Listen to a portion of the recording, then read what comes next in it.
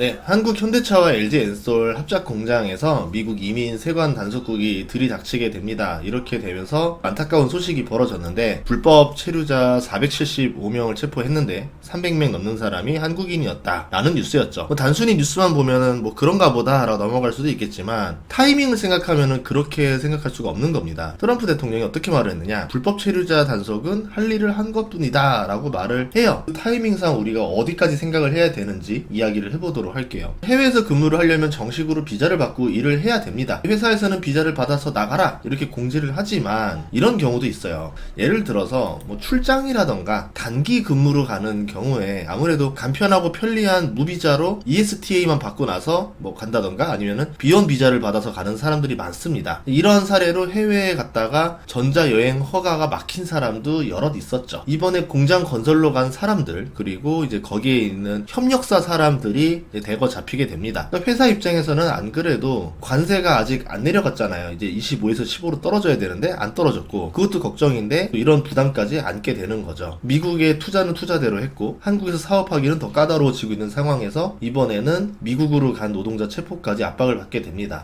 이렇게 되면은 이제 다음번에 한국에서 누가 더 미국으로 또 파견 갈래라고 할 때 서로 안 가려고 하는 분위기가 생기겠죠. 그럼 이 시기에 트럼프는 일본과 투자에 대한 행정명령에 서명을 하고 일본 관세를 15%로 확정을 지었습니다. 참고로 미국 입장에서 한국은 한국과 일본을 패키지로 본단 말이죠. 그럼 일본 관세를 15% 확정 지었으면은 한국도 해야 되는데 지금 한국과 뭐가 지금 안 나오니까 이렇게 압박을 한 것이 아닌가. 일본 자동차 관세는 지금 27.5에서 15가 됐습니다. 한국은 아직 서명 안 했기 때문에 25%예요. 그럼 한국 자동차의 가장 큰 시장이 미국인데 여기서 경쟁력을 이룰 수 있다라는 거죠. 빨리 15%로 내려서 경쟁력을 맞춰야 되는데 그러면 그 서명을 하면 되는데 그 서명을 왜 안 하느냐 이걸 봐야 됩니다. 우선은 일본과 트럼프가 좀 서명을 했는데 어떻게 되냐 내용을 보니까 트럼프가 지정한 프로젝트입니다. 일본이 원하는 것이 아니라 트럼프가 지정한 프로젝트에 45일 이내 투자를 해야 한다. 투자를 하지 않을 경우 고율 관세가 다시 부과되는 조건입니다. 이 양해각서를 보면은 일본의 투자가 회수되기 전에는 수익의 50%를 미국이 가져가고 일본의 투자금을 회수한 이후부터는 이제는 일본 돈이 안 들어가 있잖아요. 그러니까 수익 90%가 미국이 가져간다 이렇게 돼 있어요. 그러면 한국도 비슷하겠죠. 앞으로 맺으면 트럼프가 지정한 프로젝트에 한국이 45일 이내 돈을 내야 되고 그러지 않으면은 다시 고율 관세가 올라가고 그리고 한국이 자금을 빼면은 그때부터는 수익 90%를 미국이 가져가고 한국이 돈을 넣었다 하더라도 미국은 거기서 수익 50%를 거의 수수료라고 봐야 되겠죠. 이렇게 가져가는 조건이 될 가능성이 높습니다. 이 조건에 서명한다는 게 부담스럽겠죠. 그런데 일본은 했어요. 그러면 이제 한국도 그 조건에 서명을 할 수밖에 없을 겁니다. 왜냐하면 미국 입장에서 한국만 봐줄 순 없잖아요. 한국이 서명을 빨리 안 하니까 압박을 주는 거 아닌가 이런 모습으로 해석할 수도 있다라는 겁니다. 그리고 벌어진 일이 우연인지 아닌지 알 수 없지만 한국 공장 이민자 단속이었고 한국 거만 한 게 아니라 상반기에 한 5건 정도가 있었어요. 미국 공장들도 있고 여러 가지가 있었는데 이번에는 한국 공장이 그렇게 해당이 된 겁니다. 제보가 있었다라는 뉴스가 있었고요. 대규모로 체포가 돼서 이제 공장이 마비가 되는 수준이 됐고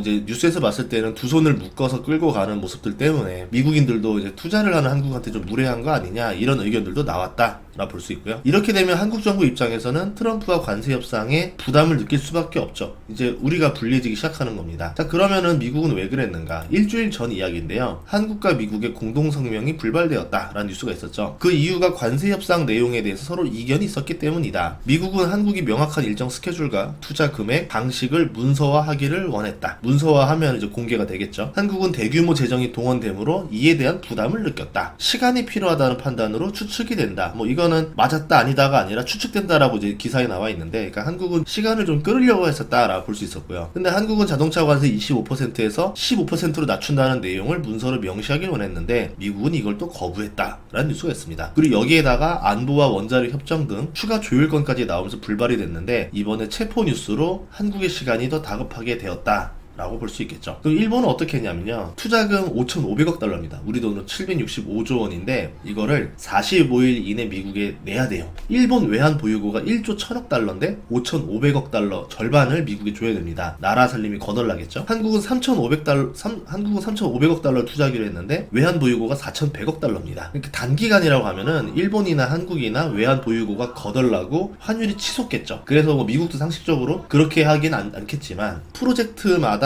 계속 돈을 납입하라 이렇게 가겠죠. 프로젝트가 한 번에 다 오는 게 아니라 한 달 뒤에 뭐, 세 달 뒤에 뭐, 6개월 뒤에 뭐 이런 식으로 갈 겁니다. 그럼 우리는 프로젝트를 최대한 장기화해서 시간을 나눠서 내야 되는데, 그렇다고 하더라도 트럼프 임기 기간 내로 일을 채우라고 할 가능성이 높습니다. 그래야 자신의 실적이 되고 지지율에 도움이 되겠죠. 다음 정부를 위해 쓰지는 않아 할 거예요. 그러면 트럼프 임기 내에 그 정도의 돈을 다 내야 됩니다. 일본, 한국 합쳐서 1000조의 돈이 넘는데 이 돈을 줘야 된다는 거죠. 뭐 미국 입장에서는 그 돈이 크게 안 느껴질 수도 있겠지만 한국이나 일본 입장에서는 굉장히 큰 돈이거든요. 그리고 우리는 그 중에서 1,500억을 조선에 쓰겠다고 했고 2,000억이 제조업인데 이게 펀드입니다. 그러니까 트럼프가 원하는 펀드예요. 근데 여기에 우리는 반도체, 원전, 바이오, 배터리 핵심 소재니까 그 미국 내에 투자했을 때 한국 기업이 가장 수혜를 많이 받을 수 있는 그런 쪽 산업에 투자가 되는 펀드라고 이야기를 하는데, 미국 입장에서는 트럼프가 지정한다라고 돼 있어요. 그러면 여기가 아닐 수도 있다라는 거죠. 그래서 제가 생각하는 거는 일본, 한국이 투자금을 받아서 미국 기업에 지원할 가능성도 높다라고 봅니다. 예를 들어서 미국의 자동차, 미국의 뭐 제조업, 발전, 전력, 원전 이런 데 갈 수도 있다라는 겁니다. 그래서 뭐 GE라던가 GM이라던가 포드라던가 이런 데 돈이 들어가면서 한국이랑 일본 입장에서는 이 돈이 왜 절로 들어가? 라는 뉴스들이 나올 수도 있다라는 거죠. 그리고 두 번째는 엔화 강세로 돌아설 가능성도 존재합니다.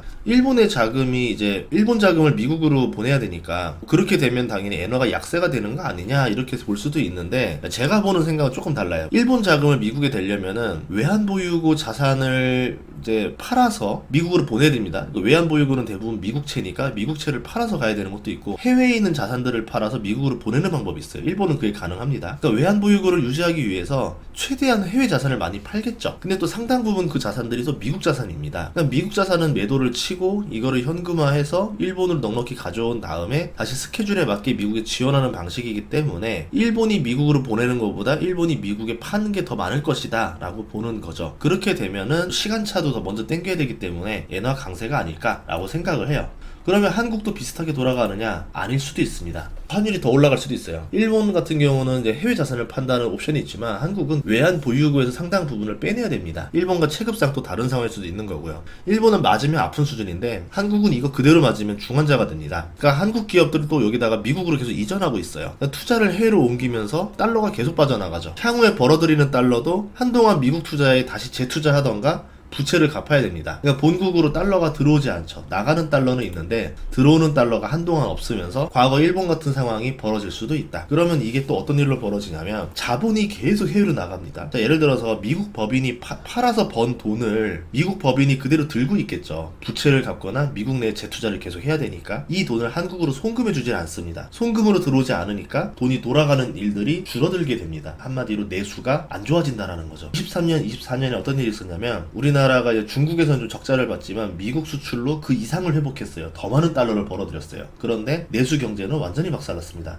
그 미국에서 수출하는 업종들은 특화되어 있던 업종들이었던 거고, 그 업종들이 대부분 그 미국 법인이라던가 이런 데를 통해서 팔았던 거고, 그 돈이 대부분 들어온 것들도 아니고, 그리고 우리나라에서는 내수를 돌아가는 업종들이 있어야 되는데 그것들이 굉장히 안 좋았죠. 대표적으로 건설 같은 것들 이런 게 안 좋으면서 내수에 돈이 돌지 않게 됩니다. 화학이라던가 뭐 철강이라던가 이런 것들 보면은 국내에서 생산해서 해외로 수출합니다. 대부분의 이제 그 돈 자체, 비용이나 이런 원재료비들이 내수로 돌게 돼요. 근데 지금 미국의 수출을 좀 호재로 보고 있는 것들 보면은 미국에서 생산해서 미국에서 버는 것들도 많아요. 이렇게 되면은 돈이 한국으로 들어오질 않습니다. 내수는 침체되고 미국향 수출하는 기업들은 돈을 잘 버는 이질적인 형태로 돌아갈 수 있거든요. 숫자와 실제 경기가 다르게 움직이는 상황이 나올 수도 있다라고 봅니다. 이렇게 되면은 이제 한국에서 자영업한다? 굉장히 어려워질 수도 있겠죠. 한국에서 기업을 운영한다? 굉장히 어려워질 수도 있을 겁니다. 그러면 멀쩡한 기업들, 멀쩡한 자영업자들도 하려고 했던 걸 안 하게 되니까 장사하는 것보단 안 하는 게 더 이득이야. 괜히 여기서 사업하는 것보단 한국에서 안 하는 게 이득이야. 사람들이 도전 정신이라던가 이런 게 들어와야 되는데 그게 점점 약해질 수가 있어요. 이런 것들 때문에 향후에 내수도 걱정이 되고 있습니다. 그러면 우리는 어떤 대책을 세워야 되냐면 미국에 투자를 해서 어쨌든 관세를 낮추고 기업들이 생존하는 전략도 추구를 해야 되겠지만 그로 인해서 내수도 많이 무너질 거거든요. 그러면 그 내수를 어떻게 살릴 것인가, 다시 해외 자본이 한국에 어떻게 투자를 하게 할 것인가, 이거에 대한 고민도 같이 들어가야 됩니다. 우리도 미국에 투자했으니까 미국도 한국에 투자할 수밖에 없는 무언가를 만들어내서 서로 상호적인 방법으로 가는 것도 나쁘지 않겠죠. 아니면은 다른 나라들이 한국에 투자할 수 있을 만큼의 굉장히 프렌들리한 환경을 만들어 준다던가 이런 것들도 나와야 될 것 같고, 머릿속에는 좀 몇 가지 아이디어들은 있는데 지금 말할 단계는 아닌 것 같아서 나중에 기회가 되면은 말씀드리도록 하겠습니다. 다음 시간에도 좋은 정보로 찾아뵙겠습니다. 구독과 좋아요, 알림 설정